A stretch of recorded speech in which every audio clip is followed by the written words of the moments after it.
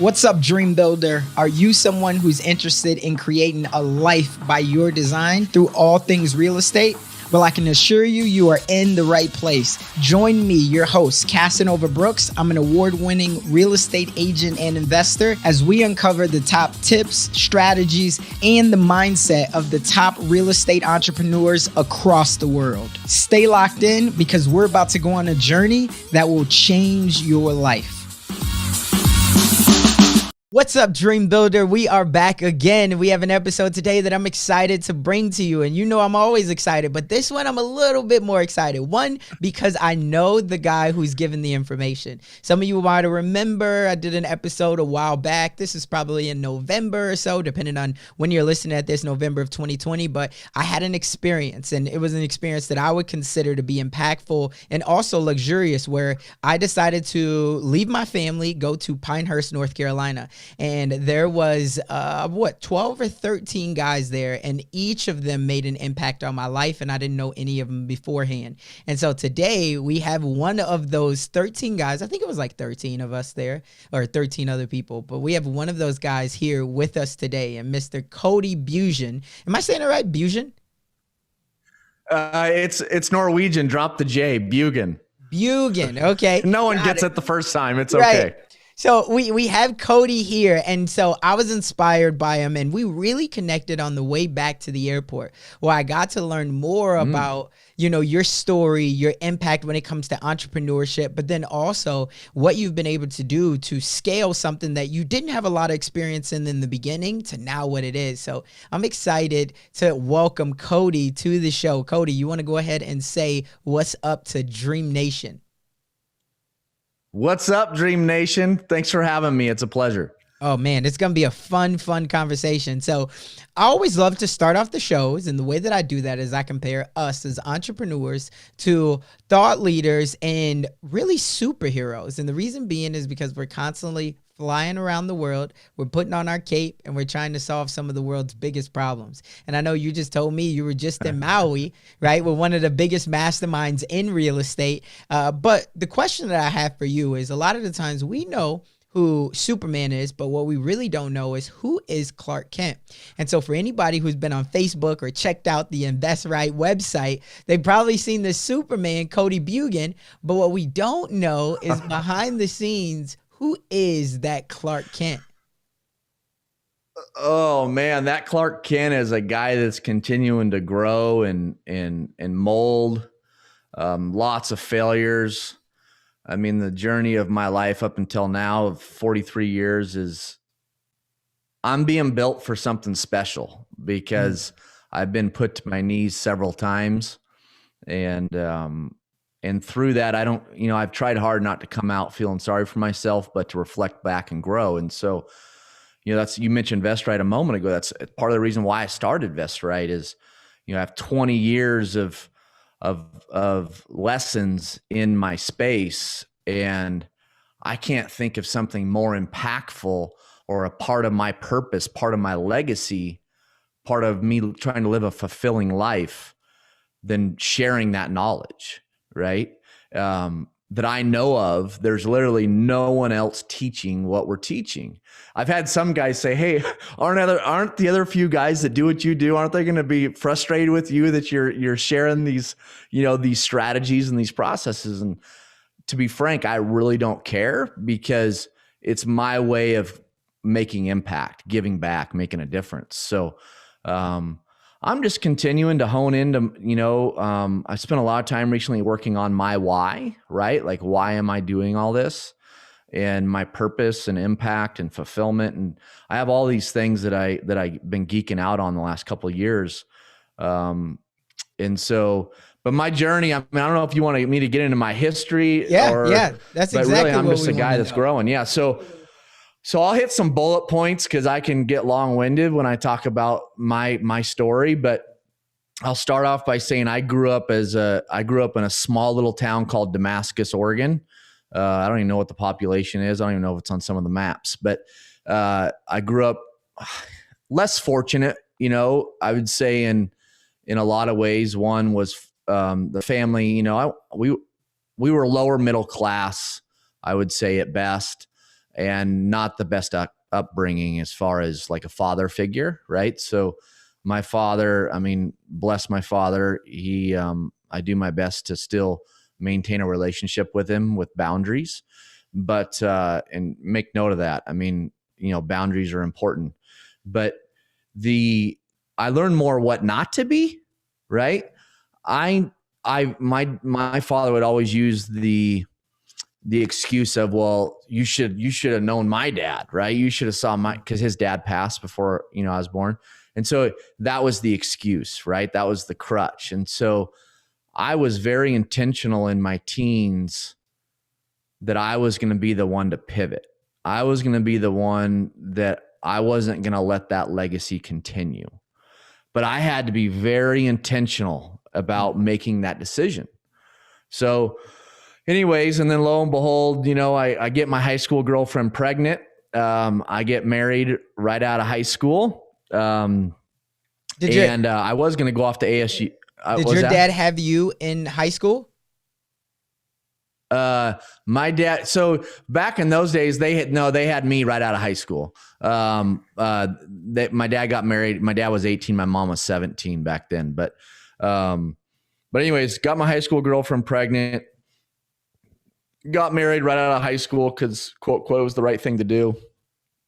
I was going to go off to ASU to college, ended up going into the flooring union. And the reason for that is, you know, you're there 3 months and you qualify for health and full health coverage. And so I could pay for my baby. Right. And so anyways, I did that, went into the workforce, and I was driven. Remember, I made the conscious decision that I was going to change the legacy. I was going to change the legacy of the family. And so, I mean, I was grinding, man. I was working hard, had huge success. For a young man, you know, I was, you know, so I left the union. I went in to work for a private company. The owner kind of became a father figure for me, and he trusted in me. He loved my drive. He just encouraged me. He lifted me up, and lo and behold, I took his business, you know, from doing, I don't know, I was doing like 70 or 100 grand a month, something like that. And over a 5-year period, you know, I turned it where we were doing $1 million a month. And I'm not going to take all the credit, but I was definitely the one leading the way. But here's the more important part of that story. The more important part of that story is that I failed tremendously. And the reason I failed tremendously is because, so I had my son, who's now 23, and then I had my daughter 4 years later, Madeline, who's now 19. And I sacrificed being a phenomenal father for this drive that I had on the business side. And so as much as people might have looked at me and said, oh man, he's successful, I learned that I actually failed. I mean, I just straight up failed.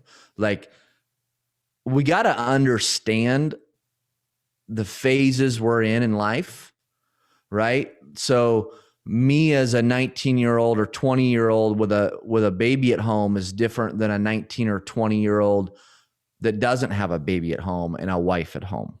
Right. Mm-hmm. They can balance their life in a certain way that I can't, or I shouldn't have. Right. So anyways, that's one of my life lessons. Anyways, so I was in that industry for 5 years. I got to a point where I either needed to own my own store, you know, because I wanted to keep growing, or I needed to do something different. Well, lo and behold, a lot of the developers, builders in town were all major clients of ours, you know, Publix and public companies and whatnot. And I was looking at these guys and their lifestyle and what they were doing, and I wanted a piece of it, right? So that was on my radar.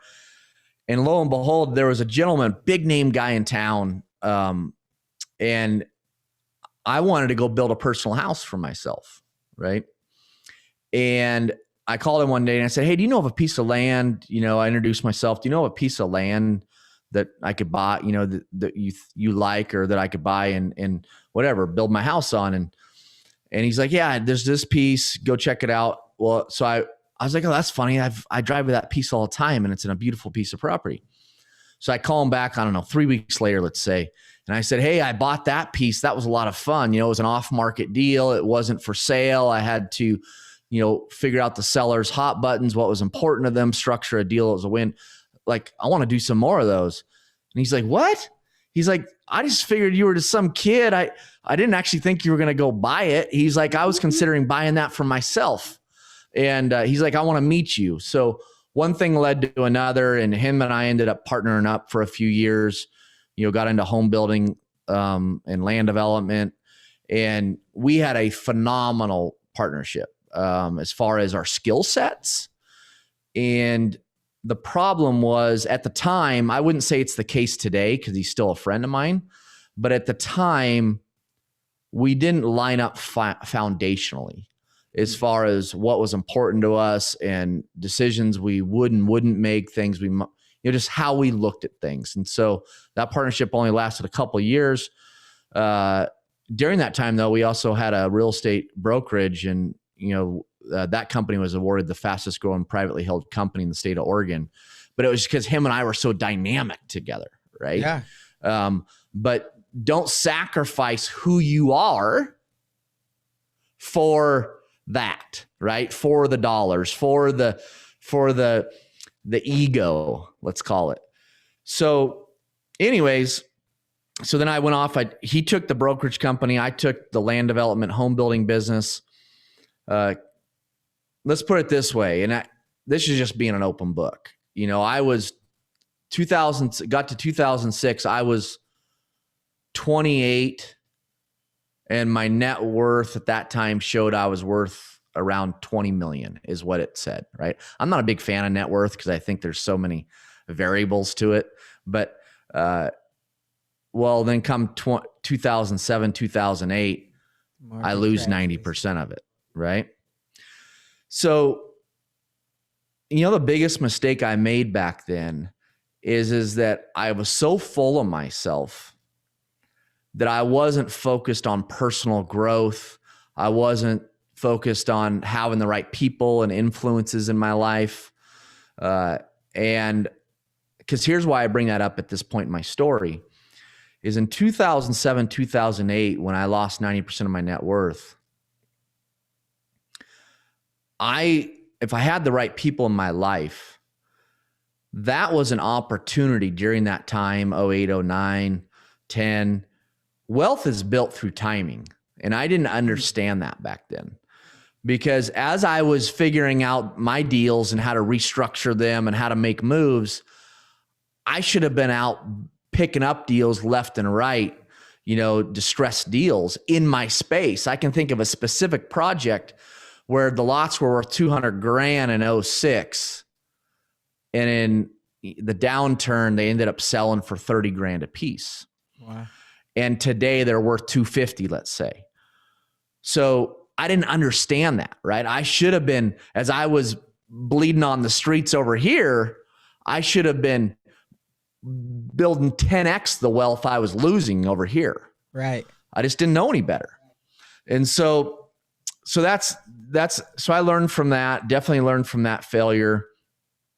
And then so then I bought into an online health and fitness company and I ran that as the CEO. Real estate started coming back in 11, 12, demoted myself down to just a board member of that fitness company, got back into real estate, and here we are today. I'm doing the same thing I did before, but I'm a little wiser.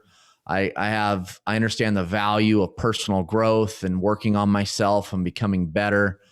I understand, I'm in numerous masterminds. I never put value on that stuff in the past.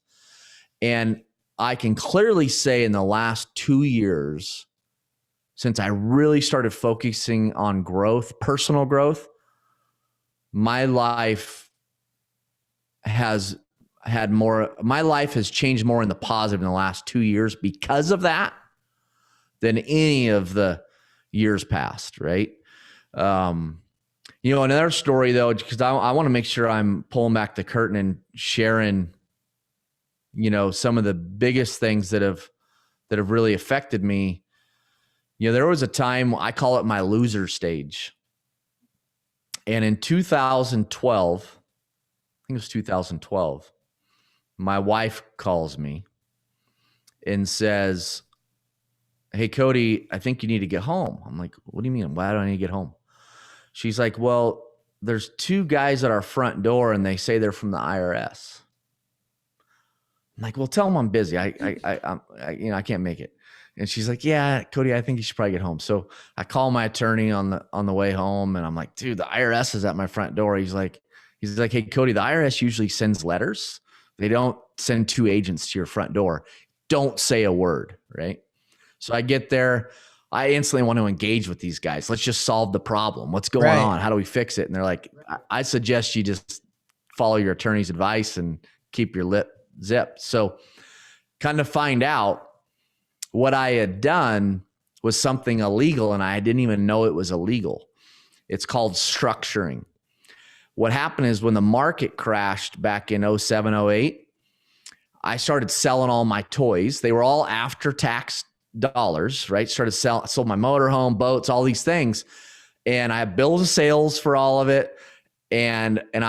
But I had everybody pay me in cash just because I didn't know what was on the other side of this downturn. I wanted to have some cash. I saw it as like my safety net, right? And so I even did a log where I logged every cash deposit I made in my safe. Okay. So I had a decent amount of cash in there. Well, when the market started coming back, I wanted to get that cash back into the system. Right. To use to invest or to use for my financials, right? For banking. Well, so a few of my buddies around here like, "Cody, do not go deposit all that cash in the system all at once. The IRS is going to be all over you." So I was advised, "Cody, put numerous deposits into separate banks and do them below 10 grand. Yeah. So that you don't have to fill out that form." Well, lo and behold, I found out the hard way. That's called structuring. Okay. So that was brutal. I have a tendency to want to solve problems quickly. So I started chasing the IRS, hired, a criminal attorney, spent 6 figures on an attorney. Where it ended up is the feds acknowledged that, "Hey, Cody, we can see this was all after tax dollars. Okay. We can see this wasn't drug money or whatever. We can see all your bills of sale. We can see your log into your safe. But at the end of the day, you still broke the law." Right. So I was facing 5 years in prison. And from the time they knocked on my door to the time that we settled the situation, I think it was about 2-year process. Wow. So I was facing the reality for 2 years of potentially going to prison for 5 years, which caused me to go into my loser stage. And I started doing my pet peeve. I started feeling sorry for myself. And then I started drinking and getting drunk 3-4 nights a week just to self-medicate and escape reality. And so the end of the story is they had taken all the cash out of the system. They just went in and took my cash. And the deal ended up is that I had to take a misdemeanor, and they had to keep the cash as a part of our settlement.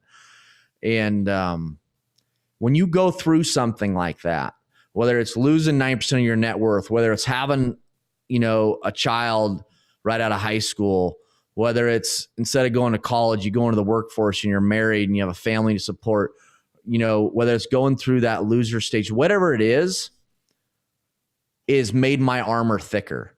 Right. I am being sculpted and built more and more for battle, right? You throw a curveball my way, it phases me much less or maybe not at all versus say 20 years ago. And anxiety might kick in, right? Or stress. And so I'm not to a point where as I continue to have failures, I'm not to a point where I can celebrate those failures necessarily while I'm failing, but there's no questions asked. I'm in a mindset place where I know this failure is sculpting me and helping me grow, because I've grown more through my failures than anything else in my life. In my challenges, my trials, my tribulations. Here's the last story I'll tell you as far as Cody Bjugan, and it's the story that I'm most excited to tell. And that is, unfortunately, my previous marriage only made it, it made it 19 years, which was a good go. So anyways, I'm remarried now to who I call my permanent wife. Okay. And beautiful lady by the name of Lindsay. And she's 8 years younger than me. Funny story is she's actually the daughter of one of my good buddies and investors who had been a buddy and an investor of mine for 15 years. She owned a modeling promotion company, and my buddy was like, hey, you should meet my daughter and she'll set you up on some dates. And well, ended up I dated her and not any of her models. So, but here's the thing. When I started dating her, well, one is I asked her parents' permission based upon the relationship. But two is the hot topic was, well, Cody, you already have 2 kids and you're even fixed. Like Lindsay's never been married, never had kids. And I said, here's my commitment is that if I'm willing to put a ring on it, it means I'm willing to have kids again. Okay. Well, lo and behold, I put a ring on it.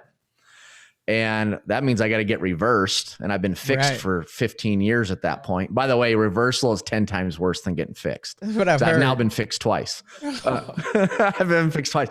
But this is where it's really important. I started second guessing myself and questioning, what did I just do? Right? Like I've had this vision since I was in my late teens, early 20s of 40 and free, right? Is that I didn't get any freedom on the front side. I'm going to get it on the back side, right? Plus I'm going to have money to go along with it. It's going to be phenomenal. And then I just crushed that whole visual painting I had for my life. And it was this beautiful, amazing painting, right? Of this 40 and free visual. And it's a visual painting, obviously, for my life. And I had to destroy that painting. So I ended up going to counseling, therapy, and be like, what did I just do? Well, she got me on board. The whole thing is once Avery, my baby girl, arrived, it was going to transform my life. The Lord delivered, man. The Lord delivered. Avery arrives, and she is the apple of my eye. She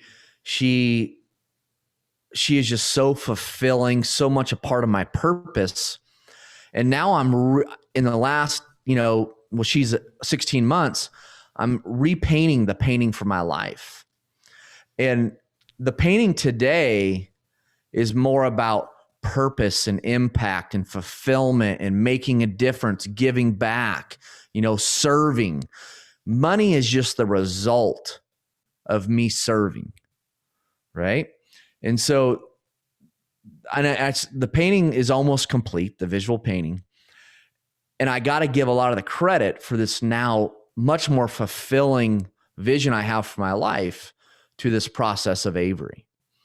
And I got to tell you also, I have absolutely concluded that the Lord wanted me to have children in my home for 40 years because I'm accountable to those kids. And especially when they're in your home. And because I've come to the conclusion that I think I would almost maybe self-destruct, right? Or self-sabotage if I didn't have children in my home for 40 years. And it's very humbling, but my life, I have more peace in my life today than ever. And it's because of I'm really honing into what's important.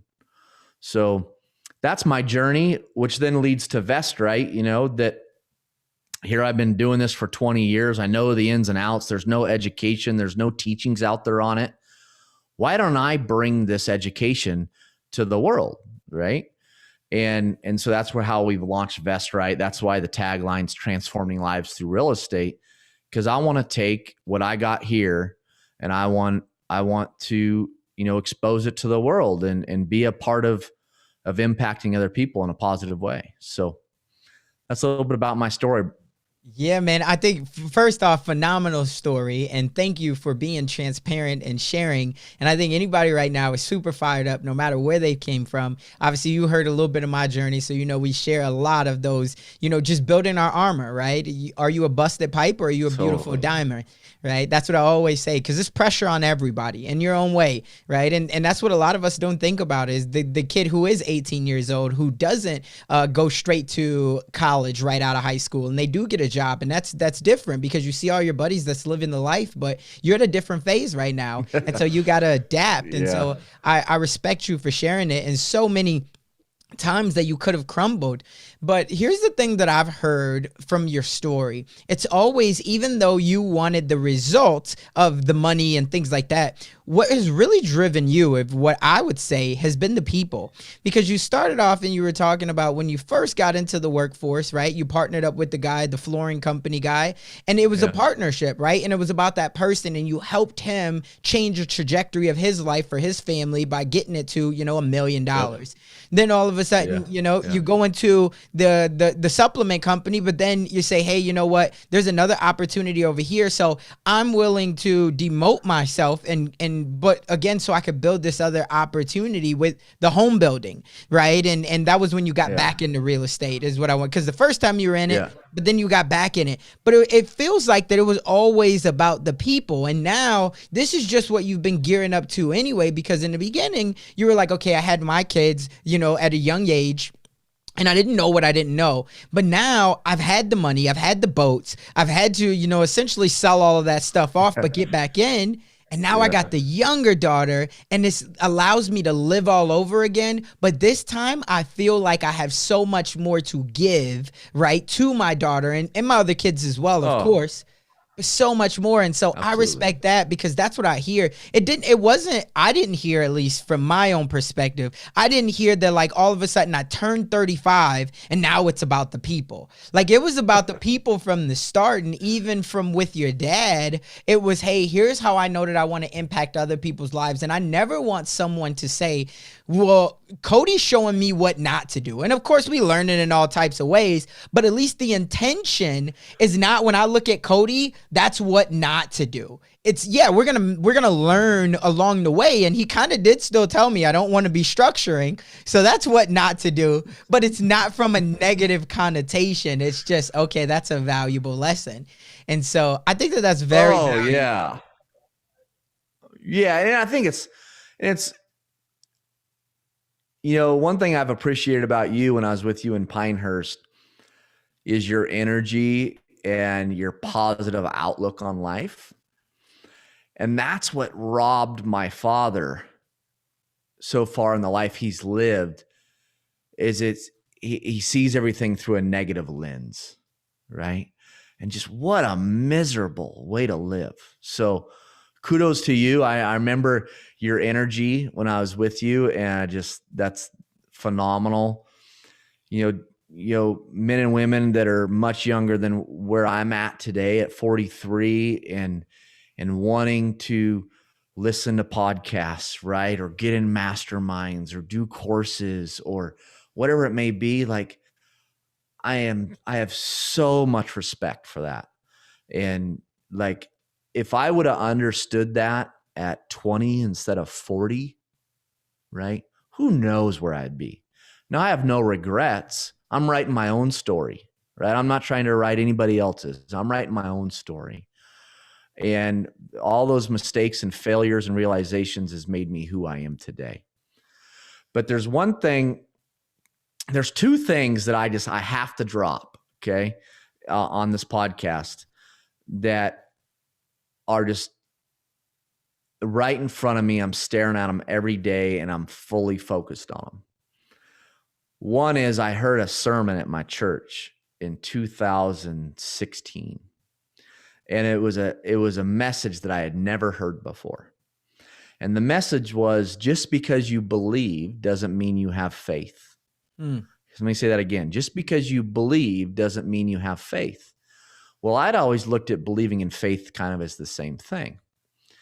And so it was a light bulb, just aha moment for me. And I figured out I was a control freak, right? I was trying to control everything because I actually wasn't exercising faith. And from that moment, a certain peace came over me, right? Realizing that I needed to stop trying to control everything, and I needed to build my faith, right? And this really relates to anything in life, and I'll get to my what I talk a lot about lately. But through realizing you don't control everything, it allows peace to come into your life. I don't think peace is possible if you think you control everything that happens, because the reality is you can't. Pure and simple, you can't. So now here's the problem though with in religion a lot of times, because we're going to specifically to religion, people use faith as a crutch, right? Well, if it's supposed to be, it'll be, right? It drives me nuts because they're missing the middle component. So what I say is believe, action, faith. Okay. Believe, plant the seed, but then you don't go right from believe to faith. There's a component of called action, right? Right. You've got to get up every morning, do your part, right? Work your garden, hoe your garden, fertilize it, blah, blah, blah. But at the end of the day, you're not in control after that. You have to have faith, right? You have to believe the rain's going to come or whatever it may be. You have to have faith in so many things that are outside of your control, because the vegetation, whether something's going to sprout from that seed, is not up to you. Right. Right. It's up to so many other components of life or circumstances that you just got to get up every morning and hoe your field and leave the rest up to your faith. And and that's not just a religious thing or a spiritual thing. That's in anything in life. I don't care what it is. You don't control it. So the other thing is what I call PIF, which is purpose, impact, fulfillment.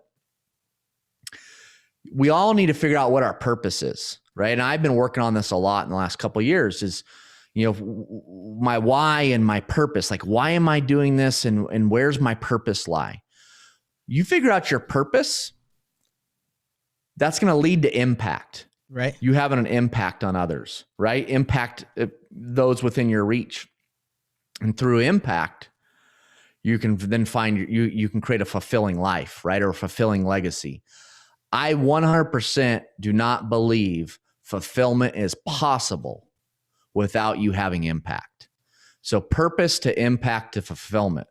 And it's PIF. I'm having some shirts made right now that say PIF on them. But getting to that point in life where there's so much more value and substance in getting right here. And through that, through serving, through being gracious, the money and the businesses, that all will come. That's just a result. I'm not trying to undervalue that you got to work and you got to, have your processes and your systems and your team. But you got to make sure you're right mentally and emotionally, or the chances of success to me are limited. Man, so much value there. I appreciate you for sharing that. And I'm sure somebody right now is super inspired by it. And I would definitely agree and believe action, faith, right? And a lot of the time, and I do not believe that believe and faith are the same thing either, right? Like you can believe something, but if you really take the action behind it, that true. And just like you said, I think the peace part of it, that's something that I've never really even thought about to myself nor heard, but like you can't truly have peace in life without, just letting go that all I can control is my energy and my effort. The outcome's going to be the outcome. Yes. And so that truly is faith, right? Of just like, this is all I can control. And the only way that you can really control your energy and your effort is through action, right? What are the actions and the daily habits that you take every single day? So, oh man, that's something right there that somebody's going to tell their partner, man or woman, like, I got it today, right? Yeah. That's a sermon in itself. Yeah. And the thing is, whenever I find peace missing, I got to go back to the faith element. And I find whenever peace is lacking in my life, it's because I'm not exercising my faith muscle. 100%, no questions asked. It's the answer every single time. Every single time.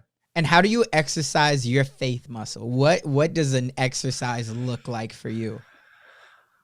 So for me, I have daily habits, and I'm trying to get to 9 daily habits. And right now I'm hitting 4 to 5, but a lot of that for me is it's journaling, right? So, journaling in the morning for me, it's meditation, it's prayer, because I am religious, right? I am a believer in the Lord. And so it's prayer.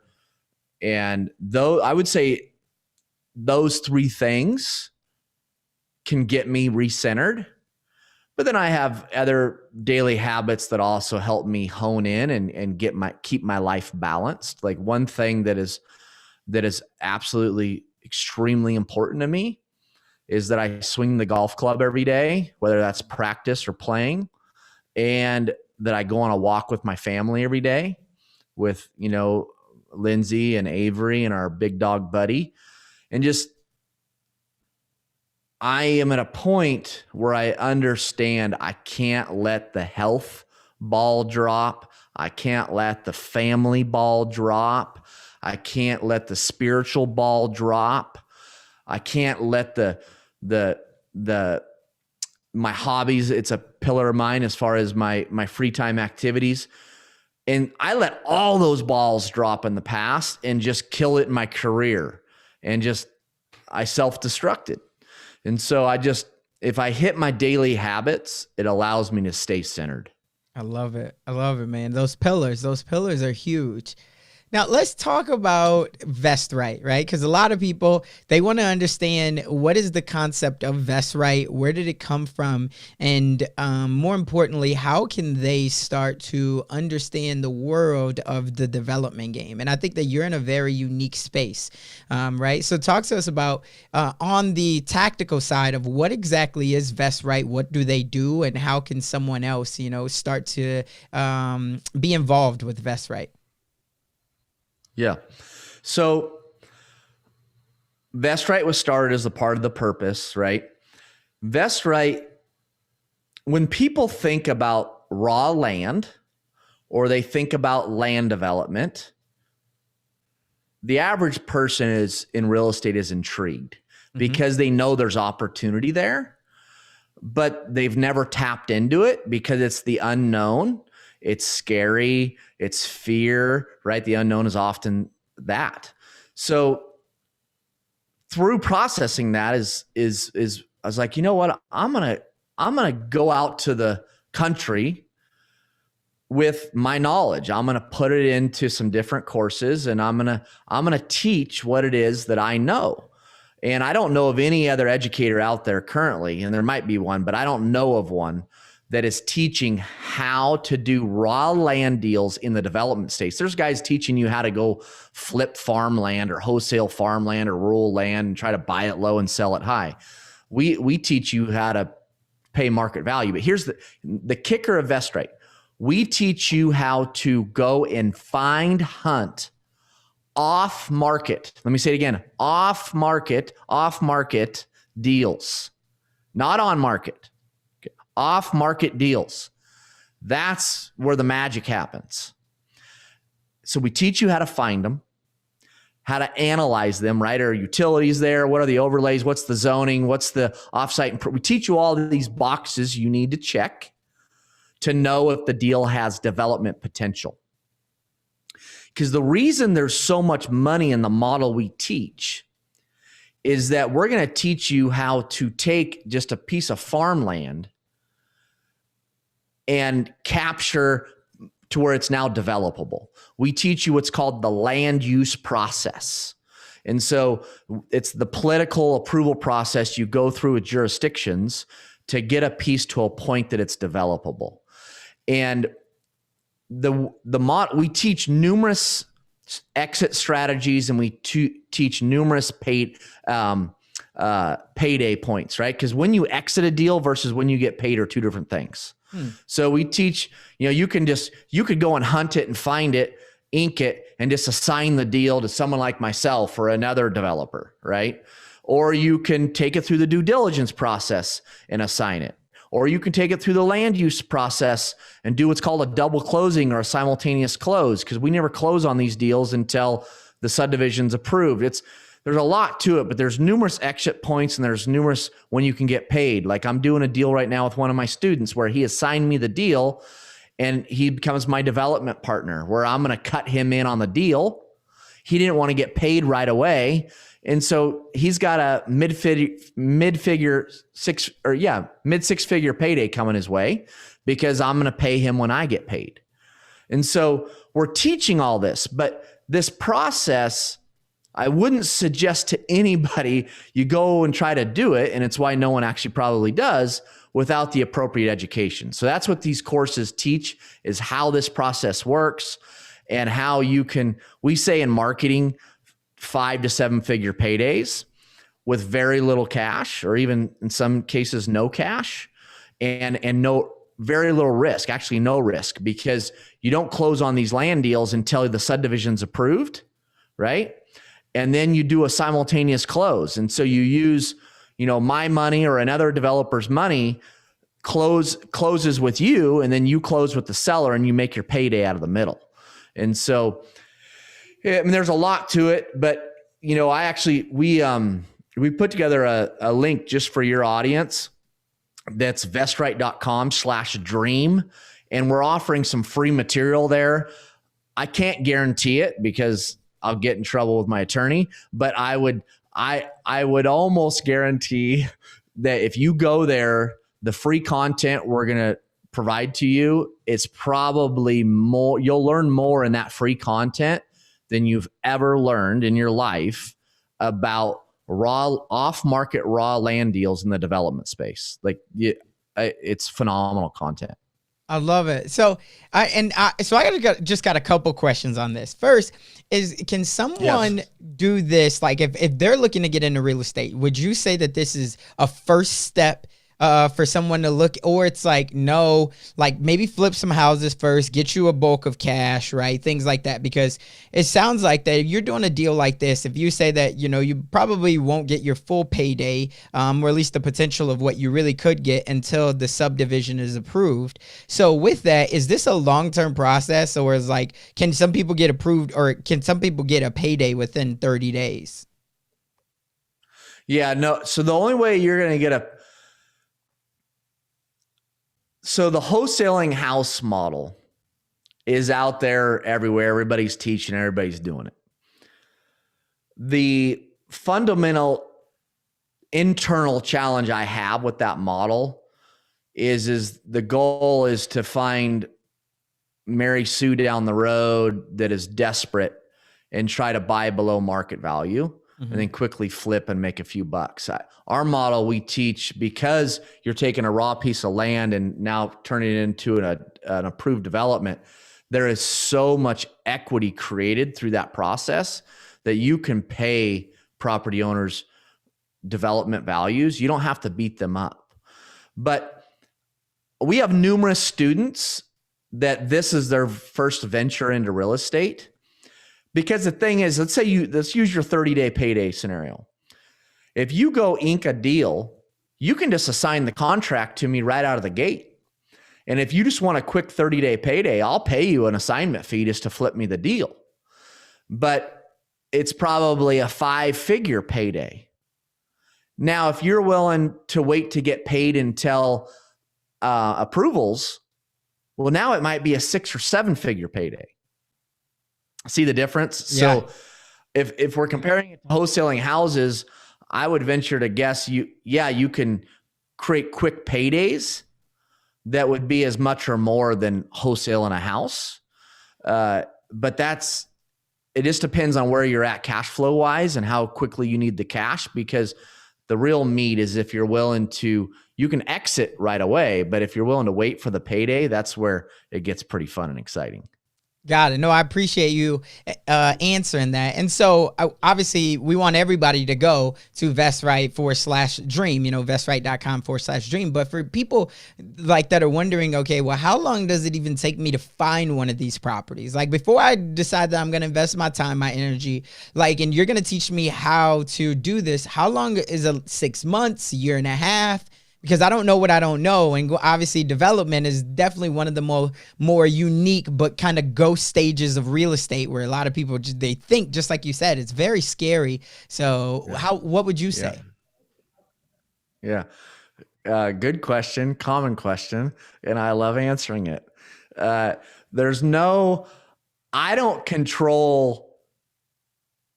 I don't control your efforts. Right. I don't control your consistency. I don't control your commitment, your follow through. So the best thing I can tell you is someone might ink a deal, in their first months. It might take someone 6 months or 9 months to ink a deal. I just don't know, right? Because I mean, sometimes it's luck of the draw too, right? So here's what I can tell you. If you're looking for a get-rich-quick play, Cody Bjugan and VestRight are the wrong answer for you. Okay, I'm not going to pitch you on get-rich-quick. Here's what I can tell you. You follow my course, you follow my teachings, and you're disciplined and you're committed and you fill your funnel, sooner or later, the results are going to start dripping out the other side. But if you're not willing to be consistent and fill your funnel, I think it's this with anything in life. Right. If you're not willing to put in the work, don't expect the result. So be consistent, fill the funnel, the results will pop out the other side. I love it, man. Well, I'm excited to hear, what the feedback is, because I'm sure we'll get some. I got just a couple last questions as we wrap this thing up, man. Go for it. The first thing is knowing how much wiser that you are now. And I heard you say earlier, you have no regrets, because obviously, everything happens, while it's supposed to, and having that faith, that everything will happen in the end, how it's supposed to, is important. But knowing how wiser that you are now, if there was one thing that you wish that you would have implemented sooner to accelerate your path on your journey to growth and development, what would that one thing be? No questions asked, it'd be circle of influence. No questions asked. So, whether that's, masterminds, or whether that's courses like we just talked about, and just, I didn't focus on personal growth and even, strategic growth or tactical growth. I had so much success so young. You thought you didn't. Man, that's the biggest. If I was to do it over again, if I had the circle of influence, and if I was into growth the way I am today, my life would probably look substantially different than it does. Man, I hear you there. Like I said, these last 3 years, I mean, I knew nothing about personal development, but these last 3 years for me, for conferences, for masterminds, things like that, I actually, it's funny, I just actually joined M1. So I don't know if you, yeah. So I'm golfing with Rock on Friday. Are you? Yeah. So I just joined M1. I had Rock on the podcast last week, and that was and this is the first time that I've ever joined an actual coaching program mastermind. Like, I did the experience, of course, with you all, but this is my first one, and he kind of encouraged me to, say yes and figure it out later. And so that was kind of So I'm excited about it, though. I literally just kicked it off. So you led me to, I was on his, I got it because I moved down to Scottsdale in September, and he lives nearby. So great guy, and M1's phenomenal. I was with another group similar to M1 the other day with like 60 people in that course, that mastermind, that group. And I want to share something with you that I shared with that group that really really is important. That I think a lot of times if you're trying to get going, people have a tendency, they're attracted to partnerships. They venture to partnerships. And I have concluded this. I've had numerous partnerships, and some successful, some not so much. Is I think we gravitate towards partnerships because it helps diminish fear. Is it makes the step a little bit easier. I can't encourage you enough to not enter into a relationship like that out of fear. You need to be able to face your fears with or without a partner. But more importantly, if you do decide to go into a partnership, you need to do a due diligence on that person, just like you would a real estate deal. Like you need to make sure you're equally yoked, and not only you equally yoked, but that your strengths aren't the same. Okay. There's no point of the partnership if the strengths are similar. You need to complement each other. You need to fill each other's weaknesses in order for the partnership to be amazingly dynamic, like my one was when I first came out of the gate and we just destroyed it. It's because we had complete opposite strengths, but we were missing the equally yoked component is why it didn't last. So, and that was my fault of not doing the appropriate due diligence, because I was so flattered that this baller big name of a guy wanted to be my partner. So just some takeaways is just, I'm a big believer in profiling and understanding your profile, understanding your DNA. And, we don't bring on anybody new into our team without going through that process, which leads me to my last nugget, unless you pull some others out of me, is my biggest takeaway from 2020 is that I needed to get out of the way. I was holding my companies back. I had the identity of my companies and my personal identity kind of commingled together. And what I came to realize is that, yes, I'm a visionary, but I am a horrendous integrator. I am a horrendous day-to-day manager. So I now have a CEO involved, and my business is just exploding and blooming because I had to humble myself and acknowledge I had to get out of the way and just have the best of the rock stars and phenomenal team around me. My goal is that everybody on my team in their specific role, they're telling me what we should do and how to do it versus me having to tell them what to do or how to do it. So I'm really starting to build out my team. We just opened up a headquarters in Dallas. We're getting ready to scale across the country.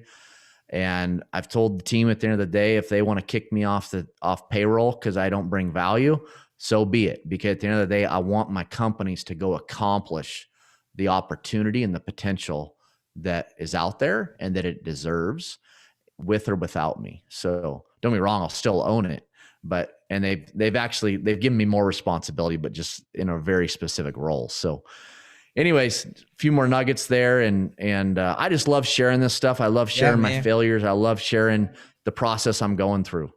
I love it. I love it. Well, this has been a phenomenal conversation, my brother.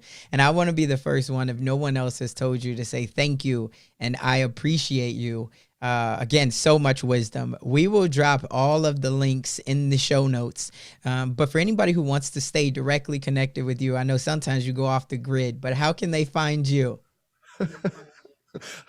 Well, go to Cody Bjugan, my spelling my name, and then you'll see a Cody Bjugan vest, right?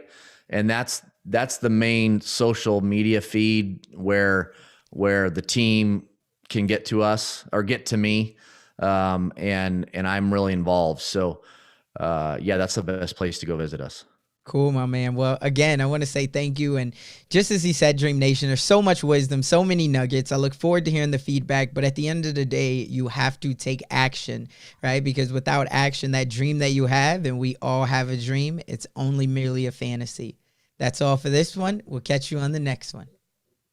If you've gotten anything out of this episode, do me a favor and head on over to iTunes if you have access and leave me a review. My whole goal is to make sure that I'm serving you all the right way. You're my tribe. You're who I care about. You're why I do this. So if you want to give me any type of thanks, or if you want to let me know whatever your thoughts or your feelings are from this episode or any other episode that you've listened to, leave me a rating or review. And also, if you're looking for more tips, strategies, and even resources when it comes to leveling up your real estate game, head on over to DreamNationAcademy.com. We have a really cool real estate section there, and it's something that I wish that I would have had when I first got started in real estate. So that's DreamNationAcademy.com. Don't wait. I'll see you on the other side.